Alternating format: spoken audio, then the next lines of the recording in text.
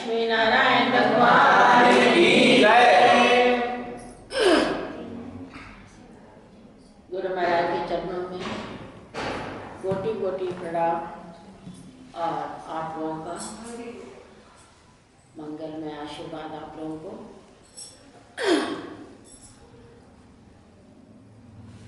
अखंड मंडलाकारं व्याप्तं येन चराचरं तत्पदं दर्शितो येन तस्मै श्री गुरुवे नमः।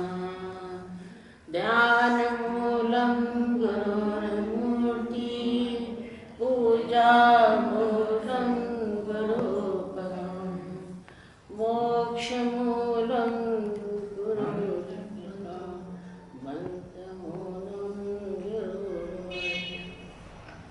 गुरु महाराज बार बार वंदना, बार बार उनसे निवेदन, बार बार मेरी प्रार्थना, हे गुरु महाराज आप इन भक्तों को ऐसा आशीर्वाद दीजिए ताकि ये भक्ति के मार्ग में, आध्यात्म के मार्ग में आप तक पहुंच पाए। भक्ति के मार्ग में पहुंचने के लिए संत का साथ, अभी भजन में आपने सुना, संत का साथ बहुत आवश्यक है, क्योंकि संत ही एक ऐसा है जो सच्चा संत है। वो वेदों का अध्ययन करता है, जगह जगह से ज्ञान प्राप्त करता है और अपने सत्संग में उनका निचोड़ हम सबों को सुनाता है। वैसे ही जैसे जंगल में रहने वाली गाय जगह जगह घूमती है, जगह जगह पत्ते फूल कांटे जो भी मिलते हैं उसको वो खाती है और शाम को आके अपने मालिक के पास हम लोगों के लिए अमृत के समान दूध को प्रदान करते हैं। वैसे ही संत होते हैं कि संत अपने जीवन का अनुभव, अपने वेदों का ज्ञान सभी को सत्संग के माध्यम से हम सबों तक पहुँचाते हैं। उसका निचोड़, उसका सार,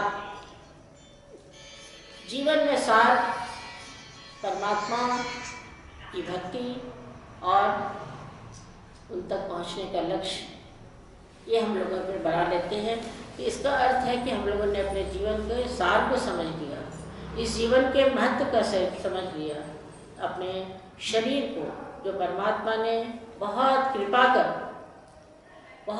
कर परमात्मा ने हम लोगों को इस मनुष्य शरीर को दिया है, जिसे प्राप्त करने के बाद हम लोगों को इसके साथ शरीर तो सभी जीव जंतुओं का है, पशुओं का भी है, पक्षियों का भी है, पेड़ पौधों का भी, सभी में जीवन है, सभी का एक न एक आकार है, लेकिन मनुष्य का एक विशेष कृपा परमात्मा ने प्रदान की है, विवेक की, ज्ञान की। देखिए अच्छा और बुरा तो पशु पक्षी भी समझते हैं, लेकिन उन्हें ये कर्म करने के लिए, आगे के जीवन को सुधारने की कोई उनके पास युक्ति नहीं होती, उन्हें ये ज्ञान नहीं होता कि हमें कुछ और भी करना है। वो अपने जीवन में सिर्फ यही जानते हैं कि मैंने भोजन ले लिया,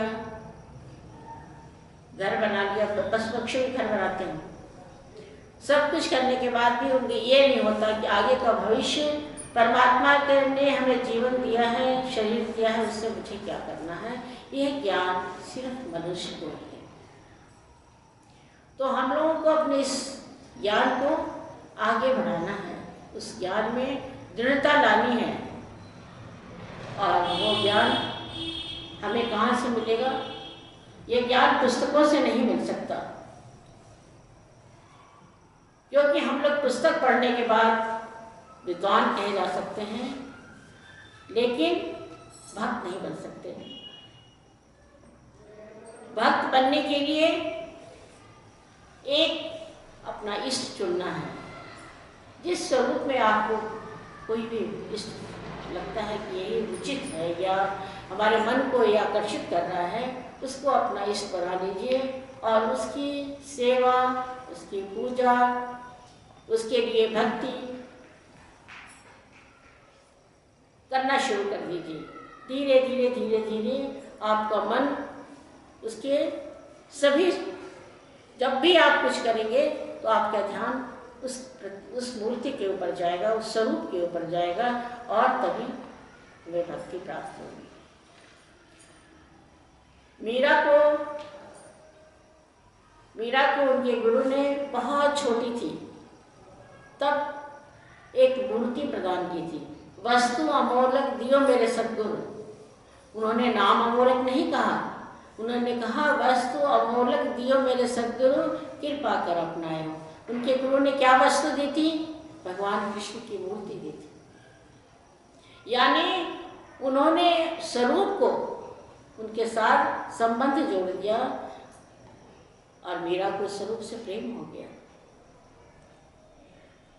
तो स्वरूप, एक न एक स्वरूप अब हम लोगों को अपने भक्ति मार्ग में दृढ़ता लाने के लिए साकार स्वरूप को मानना ही पड़ेगा। बहुत सारे आर्य समाज के लोग होते हैं, उन लोग साकार को नहीं मानते, वे निराकार को मानते हैं। लेकिन परमात्मा साकार है, निराकार नहीं है। ब्रह्म साकार है, उसका एक न एक ब्रह्म, ओम के अंदर हम लोग कहते हैं कि परमात्मा का वास है, तो ओम का भी तो आकार है, वो निराकार नहीं है। निराकार तो भगवान है ही नहीं, और निराकार को मान करके हम लोग परमात्मा को पा ही नहीं सकते। जब संसार के सभी काम साकार रूप से हम लोग करते हैं, पुस्तक के सामने रखकर पढ़ते हैं, घर बनाते हैं उसका भी एक रूप देते हैं, यहाँ तक कि हम लोग कुछ लिखते हैं उसका भी एक रूप होता है, एक अक्षर की बनावट होती है। अगर निराकार में हम चाहें कि सारा काम कर लें तो क्या कर सकते हैं? कभी नहीं करेंगे। अगर हम किसी बैंक में चेक हमने साइन नहीं किया, मन से कर दिया, तो क्या वो चेक में पैसे मिलेंगे? बिल्कुल नहीं मिलेगा। क्यों? क्योंकि उसमें हमारे दस्तखत नहीं है, सिग्नेचर नहीं है। जब इस संसार की वस्तु हमें बिना लिखे, बिना कुछ किए नहीं मिल सकती, तो हम लोग परमात्मा को पाने का दावा कैसे कर सकते हैं कि निराकार में हमने भगवान को पा लिया? कभी नहीं पा सकते। परमात्मा को पाने के लिए किसी साकार रूप का, किसी भी रूप में आप मान लीजिए, कोई उसका रूप समझ लीजिए, ओम का समझ लीजिए, तो आप परमात्मा की भक्ति कर सकते हैं। एक निराकार भगवान नहीं है, और इसमें हम लोग को अपना समय व्यर्थ नहीं गंवाना चाहिए। ज़्यादा समय हम लोग ध्यान में निकाल दें। निराकार को मानते हुए ध्यान करेंगे तो किसका स्वरूप आप याद करेंगे? निराकार मानने वाले व्यक्ति, आप ध्यान करते हैं तो एक प्रकाश दिखता है, एक लौ दिखती है, कुछ समय के बाद एक लौ दिखती है। और लौ का क्या है? उसका आकार नहीं है, उसका भी तो आकार है। तो आकार के साथ ही परमात्मा है, आकार उनका ब्रह्म का स्वरूप है। ये सच है कि उनका एक इतना प्रकाश है उनके स्वरूप में कि उनको स्पष्ट से हम लोग नहीं देख सकते, लेकिन उसकी कुछ झलक, कुछ बहुत बहुत अधिक ध्यान करते करते हम लोग पा सकते हैं, बशर्ते कि हमें गुरु की कृपा प्राप्त हो। इसमें अभ्यास की आवश्यकता है। अभ्यास से नित्य कौन देगा? अभ्यास जैसे जैसे आप करते जाएंगे अपने जीवन में, भक्ति का कीजिए। ध्यान से तो प्राप्ति तो नहीं है। ध्यान में हम देख सकते हैं किसी चीज़ को, प्रकाश में देख के रूप में देख लिया हमने, या किसी स्वरूप में देख लिया, ये ध्यान में हम देख पाएंगे, लेकिन पा नहीं सकते। ध्यान में तो हिरण जो है वो रेगिस्तान में ध्यान में उसको कहीं से दूर से दिख जाता है कि बहुत से पानी की नदी बह रही है, और ऐसा नहीं होता, और वो धोखा खा जाता है। तो ऐसे ही ध्यान में भी भटकाव है। ध्यान में कब उसका महत्व है? जब हम माला का जाप करें या किसी चीज़ का भगवान का के स्वरूप के सामने बैठे, और फिर जब स्वतः ही हमारे हृदय के अंदर से कुछ ऐसा अनुभूति होगी, ऐसे होगा, एक आभास सा होगा, उस समय हमारी आँख बंद हो जाएगी, और तब जो स्वरूप हमारे आंखों के आगे घूमेगा वही स्वरूप परमात्मा का है। तो हम लोगों को भक्ति के मार्ग में आगे बढ़ना है। और सत्य क्या है? जिसने सत्य को पहचान लिया अपने जीवन में, वह एक न एक दिन अवश्य परमात्मा के ओर अग्रसर भी हो जाएगा और हो सकता है अपने लक्ष्य की प्राप्ति भी कर ले। लेकिन सत्य, आकाश सत्य है, धरती सत्य है, सूर्य चंद्रमा सत्य है, ये सब प्रत्यक्ष देवता है। लेकिन हम लोग कहते हैं कि प्रकाश फैल गया। प्रकाश कोई वस्तु नहीं है, लेकिन ये उसकी आभा है। प्रकाश सत्य नहीं है, सत्य सूर्य है। तो वैसे ही सत्य को हम लोग को पहचानना है। दुनिया के आडंबरों में, बाहरी में घूमने से कोई फायदा नहीं है। अंतर, अपने हृदय के अंतर में परमात्मा को अनुभव कीजिए, जिसको आप मानते हो। कोई जरूरी नहीं कि मैं आपको ये कह दूँ कि आप गुरु जी को ही मान लो। सबके अपने अपने भाव होते हैं, सबके अपने अपने विचार होते हैं। लेकिन मान लो, सिर्फ एक को मान लो, जिसको मानने में आपके मन को आनंद पहुंचता हो, उसको मान लो। हम लोग कहते हैं कि हम लोग पूजा भी करते हैं, जाप करते हैं, लेकिन हम लोग को ईश्वर के या गुरु महाराज की अनुभूति क्यों नहीं होती? कहीं न कहीं हम लोगों की इस भक्ति में आवरण है। और जब तक अपने इस आवरण को हम लोग हटाएंगे नहीं, आवरण क्या है? काम, क्रोध, लोभ, मोह, ये सब आवरण है। जब तक हम इस आवरण को हटाएंगे नहीं, हमको उसकी प्राप्ति नहीं हो सकती। देखिए, कैसा नियम है संसार में, अगर हम सांसारिक रूप से जब हम कोई बीज डालते हैं तो उसको छिलके के साथ डालते हैं, तब वो उगता है। संसार में जब हम किसी बीज को और छिलका उतार के जब खेत में बोइए, कभी नहीं उगेगा। उसको छिलके के साथ ही डालना होगा फिर खेत में, तभी उसकी वो उपजेगा या पौधा बनेगा। लेकिन भगवान के घर में क्या है? उस छिलके को उतार के फेंक दीजिए, उस आवरण को फेंक दीजिए। और जिसने अपने इस आवरण को, यानी आसक्ति को छोड़ा है, वही भगवान को पा सकता है। लोग कहते हैं कि हमें सब कुछ ज्ञान है, हम सबों को सब कुछ ज्ञान है। ऐसा कुछ नहीं कि ज्ञान नहीं है, ज्ञान है, लेकिन फिर भी हम लोग इस मार्ग पर चलते चलते ही कहीं रुक जाते हैं, क्योंकि हम लोगों ने उनको मांगा ही नहीं, परमात्मा को मांगा ही नहीं। कितने लोग हैं जो कभी ये कहा कि गुरु महाराज आपके दर्शन हो जाए? मेरे ख्याल से बहुत ही, मेरे ख्याल से कम होंगे शायद। गुरु महाराज मेरा ये काम कर दीजिए, मेरा ये काम कर दीजिए। काम या कामना लेके तो हम लोग पहुंच जाएंगे, लेकिन कभी उन्होंने अगर आके खड़े होके कह दे कि बच्चा जो मांगो, क्या मांगते हो, तो हम लोग जल्दी जल्दी सोचना शुरू करेंगे क्या क्या मांगो।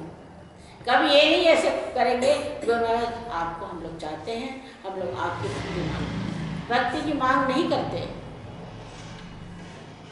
और जब हम लोग अपने जीवन को किसी एक के सुपुर्द कर दे, किसी एक गुरु के सुपुर्द कर दे, या कोई ऐसे इष्ट को सुपुर्द कर दे, तो वो हमें संभाल के धीरे धीरे संसार से बचाते हुए जरूर ईश्वर की ओर ले जाएगा। लेकिन इसके लिए क्या करना है कि हमें अपने जीवन की शरणागति उनको करनी है, सुपुर्द करना है। अच्छा भी तेरा, बुरा भी तेरा, मैं भी तेरा, सिर्फ तू मेरा है।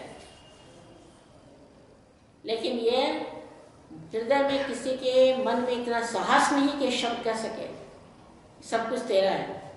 क्या तो देते हैं, तू ही तेरा, तेरा तुझको अर्पण, ये भी सच है। सब कुछ है तेरा, सब कुछ तेरा अगर करने लग जाए तो भगवान की तरफ भाग जाए लोग।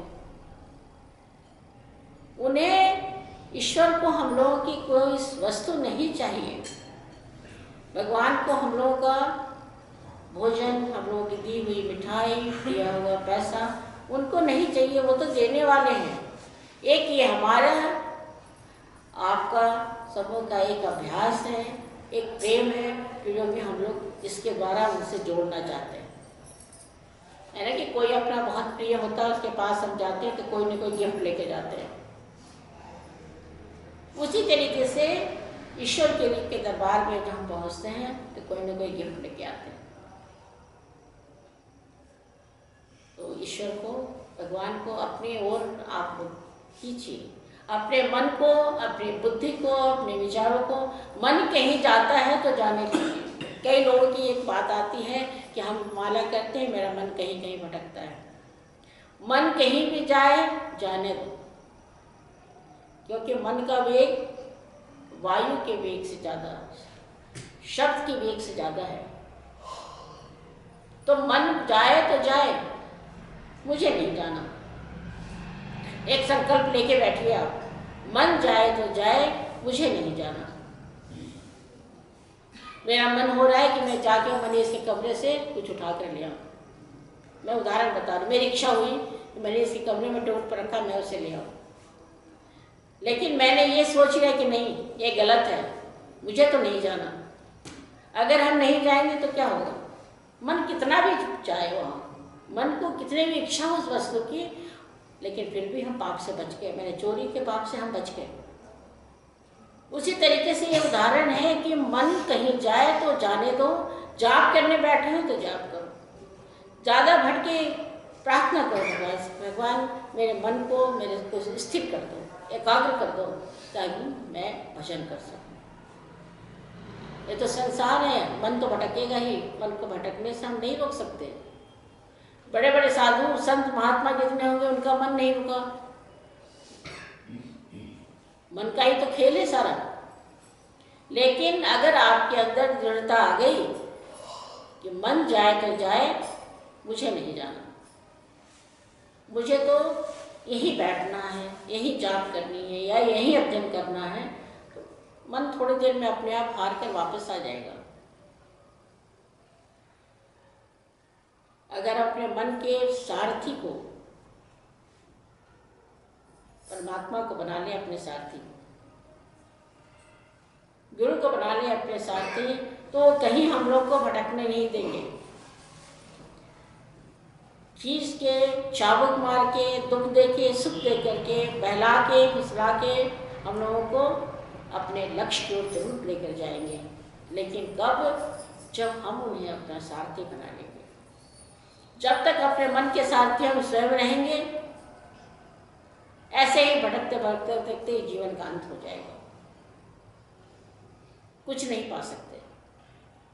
तो मन के भटकाव को रोकने के लिए अपने आप को गुरु के समक्ष, ईश्वर के समक्ष, या जिसको अपने इष्ट समझते हैं, उसके सामने मत्था टेक दीजिए। सब कुछ आपका है। मैंने ये गलतियां की हैं, गुरु महाराज आप सुन लीजिए। उन गलतियों को वो क्षमा देंगे। करेंगे क्या क्षमा? क्षमा देना उनका काम है। और क्षमा के साथ साथ हो सकता है कि कान पकड़ के ऐठते और कहे कि नहीं, आगे से ऐसी गलती मत करना, इस रास्ते तक चल पड़ो। ये गुरु का कर्तव्य है। जो सच्चा गुरु है वो आपकी चापलूसी कभी नहीं करेगा। जो गलतियां आप करोगे वो बोलेगा। इसका उदाहरण मैंने आप लोग एक बार अपने आश्रम की कहानी सुनाई थी, याद होगा शायद। आश्रम में गुरुजी मुझे इतना गुस्सा होते थे, मैं आपको बता नहीं सकती। डर के मारे मैं उनके सामने खड़ी नहीं होती थी, हमेशा उनके पीछे। मैंने कैसे कैसे उन्होंने शिक्षा दी है, मैं आपको कैसे बताऊं। प्रसाद का बड़ा बड़ा परात कहते थे, श्री जी उठा के लेके आते थे। कम से कम 500 लोग होते थे, सबको बांट दिया और खाली परात दे के इसको अंदर रखा। कभी मुझे याद नहीं, कभी कभी मैं रो पड़ती थी और कभी कभी गुरुजी से शिकायत की, गुरुजी आप सबको प्रसाद देते हैं, मुझे नहीं देते। नहीं, मैं आपको तो नहीं दूंगा। लेकिन मुझे नहीं मालूम था उनकी क्या लीला है कि उनको कहाँ मुझे बिठाना था। कहते आदमी के अंदर धीरज होना चाहिए। आपकी इच्छा क्यों हुई प्रसाद? ऐसे ही एक बार हमने कहा कि गुरुजी, अपने आश्रम में रहने वाले लोग बहुत, ऐसा था कि आश्रम की सारी देखभाल मेरे यहाँ होती थी। तो मैंने कहा गुरु जी इतना तो प्रसाद आता है, इतना फल आता है, खराबी होता है लोगों में। हमारा मन है कि मैं लोगों को सुबह सुबह नाश्ते में थोड़ा सा पैकेट बना के दे दूँ। गुरु जी पहले देखा, उन्होंने बड़े ध्यान से और कहा अच्छा ठीक है कर दो। दूसरे दिन से मैंने बांटना शुरू किया। शनिवार के शनिवार जी गुरु जी बरामदे में बैठते थे गद्दी पर, हम भी बैठे थे इस तरफ। आप पब्लिक में नहीं बैठने देते थे गुरु जी, हमेशा अलग बैठते थे। उसके बाद उन्होंने पूछा लोगों से कि एक बात बताओ, आप लोग को सुबह सुबह का जलपान मिलता है? ठीक तो है? एक व्यक्ति नहीं खड़ा हो गया बोला कि मुझे मिलता है। एक व्यक्ति ने ये नहीं कहा कि हाँ मुझे अच्छा कुछ मिला, या मिठाई मिली या फल मिला। मिलता है नहीं मिला। किसी ने नहीं कहा, सब चुप होकर बैठे। इसका मतलब यही था ना कि उनको नहीं मिला। अब वहीं पर हम भी घबरा गए कि लोग कर क्या रहे हैं, झूठ क्यों बोल रहे हैं या बोल ही नहीं रहे क्यों। गुरुजी खड़े हुए और उन्होंने अपनी छड़ी उठाई मुझे मारने के लिए। उन्होंने कहा कि मैं आपको सिखाना चाहता हूँ कि संसार में कैसे रहना है। आप जितना करोगे आपका कभी व्यर्थ, सब व्यर्थ जाएगा। भूखों को आप बांट देते गेट के पास जाकर के, मैं कुछ नहीं बोलता, लेकिन मैं आपको शिक्षा देना चाहता था, इसलिए मैंने कहा कि हाँ बांट दो आप। मेरे अनुशासन बिगड़ गया, लोगों की इच्छा अधिक हो गई। उनको लगने लगा कि दीदी तो कम देती है। यानी उन्होंने मुझे ऐसा ठोक जिसको कहते हैं ना कि आकार स्वरूप देना, गर्म कर करके बहुत 30-35 साल मेरी ये हिम्मत नहीं थी कि मैं नीचे उतर के 2 मिनट कहीं खड़ी हो जाऊं। मैंने ऐसी परीक्षा मैंने अपने दी है। गुरु जी गद्दी पे काम करते थे और बगल में हमारा खड़े रहना, नाम लिख लेना लोगों को, बगल में खड़े रहना। और 1 मिनट गुरु जी ने अपनी कलम रखी, खड़े हुए, और हम भाग के ऊपर गए। अब इतनी देर में ऊपर पहुंच जाते थे, धीरे धीरे जब उनको भीड़ तंग करती थी वो धीरे धीरे पहुंचते थे। एक रोटी तैयार है, एक रोटी बना के मैं तब रोटी टेबल पर रख लेती थी, चौकी पर बैठ के खाना खाते तो उस पर रख देती। अगर किसी दिन देरी होगी रोटी सेकने में, आप इतने देर तक क्या करते? अब इनको कौन कहे कि मैं आपके साथ साथ ऊपर चढ़ी हूँ? जवाब तो हम लोग कभी आज तक मेरे को कभी जवाब नहीं दिया। आँख में आंसू करके चुपचाप नहीं, गुरु जी खा लीजिए, कोई बात नहीं, आज देरी हो गई। 10 लोगों को ऊपर लेके आ गए अपने साथ साथ, सबको भोजन कराओ। आप ये बताइए कि जो हम साथ साथ ऊपर चढ़ रहे हैं तो 10 लोगों का भोजन कैसे बनेगा? अब जल्दी जल्दी थाली में, और ऐसा था कि ऊपर कोई और सेवा करने आ भी नहीं सकता था, किसी को अलाउड भी नहीं था। अब जल्दी जल्दी थाली भी लगा रहे हैं, रोटी भी सेक रहे हैं, और उसके बाद आपने ये सब्जी नहीं, एक ही सब्जी बनाई, 2 सब्जी बनाई। मैंने ऐसी परीक्षा मैंने दी है। मैं यही सोचती हूँ कि ये सच में, अब मैं सोचती हूँ कि एक गुरु जी ने मेरे पर कृपा की है। गुरु जब ढालता है ना तो एकदम गरम गरम तवे में डाल के ढालता है, वही शिष्य को फिर अपना स्वरूप देता है। और कहा करते थे मैं आपको चाहता हूँ कि मैं आपको आग में तपाकर खरा उतार करूँ। तो ऐसे गुरु ही होते हैं, सदगुरु ऐसे ही हैं जो अपने शिष्य को इधर से भी काटा, इधर से भी छाट के एक स्वरूप देके खड़ा कर देते हैं। और लोग होते थे, सबको हम सोचते थे क्योंकि सबको कितना अच्छा से बुला के बिठा लेते हैं, सबको इतना प्रसाद देते हैं, हम तो मैं तो दिन भर खड़े रहते हैं, तब भी मुझे डांट पड़ती है। लेकिन अब समझ में आता है गुरु जी ने क्यों ऐसे मुझे इतना कड़ाई में रखा, इतना अनुशासन में रखा। नहीं रहते तो अभी तक मेरा जीवन अनुशासित नहीं होता। अभी भी आप मुझे 2 बजे खाना खिला दीजिए तो ठीक है, 1 रोटी अचार खिला दीजिए तो ठीक है, नहीं दीजिए तो ठीक है।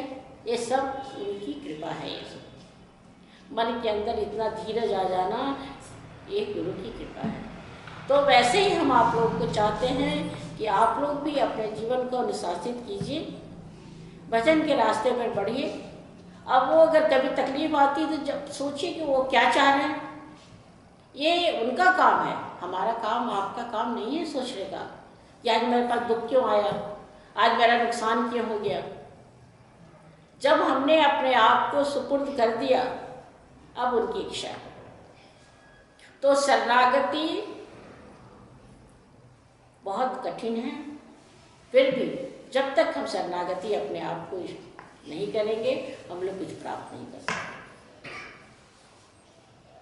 तो जीवन में आप लोग भगवान की तरफ बढ़ रहे हैं तो बढ़िए, भक्ति की इच्छा गुरु महाराज से कीजिए, चित्त में एकाग्रता की इच्छा कीजिए, और बाकी सांसारिक वस्तुएं तो ऐसे भी पूरी होती है, करेंगे ही करेंगे, उनके पास है तो नहीं होने की बात ही नहीं है, वो अवश्य करेंगे।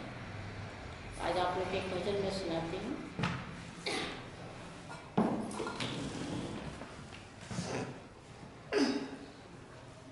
निस दिन बरसत नैन हमारे, निस दिन बरसत नैन हमारे, सदा रहत पावस ऋतु हम पर, सदा रहत पावस ऋतु हम पर, जब ते शाम सिधारे, जब ते शाम सिधारे, निस दिन बरसत नैन हमारे, निस दिन बरसत नैन हमारे, सदा रहत पावस ऋतु हम